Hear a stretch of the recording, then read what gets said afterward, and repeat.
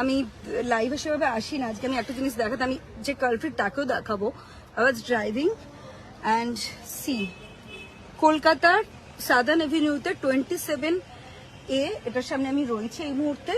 পুলিশও এসেছে, ছেলেটিকে ধরা হয়েছে, ওখানে তার বাইকটা রয়েছে, প্রচুর লোকজন এখানে রয়েছে। এবং কলকাতা শহরে আজকে আমি এই কারণেই এলাম লাইভে, আমরা এত কিছু প্রোটেস্ট করছি, এত কিছু চলছে, তার মধ্যেও একটি মেয়ের মিনিমাম নিরাপত্তা বোধহয় আজকের ডেটে আমাদের এখানে নেই।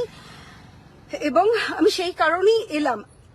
বাইকটা আমার গাড়িতে যাদের ওর টাচ হয়েছে হওয়াতে ও এসে আমাকে, আই ওয়াজ ড্রাইভিং, আমাকে এসে নক করে, আমি একটু কাঁচ নামাই এবং আমাকে বলে দরজা খুলতে, সাদার্ন এভিনিউতে। ওকে, আমি বলি যে দরজা আমি খুলবো না। আমি অবভিয়াসলি আমার একটা মহিলা হিসেবে আমার একটা সিকিউরিটির ব্যাপার আছে, আমাকে he can molest me.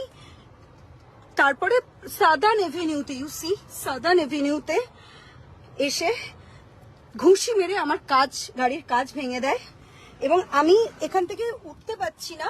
Police এসেছে, পুলিশরা আমাকে এখান থেকে রেস্কিউ করবে, বিকজ আমার পুরো সব জায়গায় কাঁচ হয়ে রয়েছে। আমি এখান থেকে বেরোতে আমার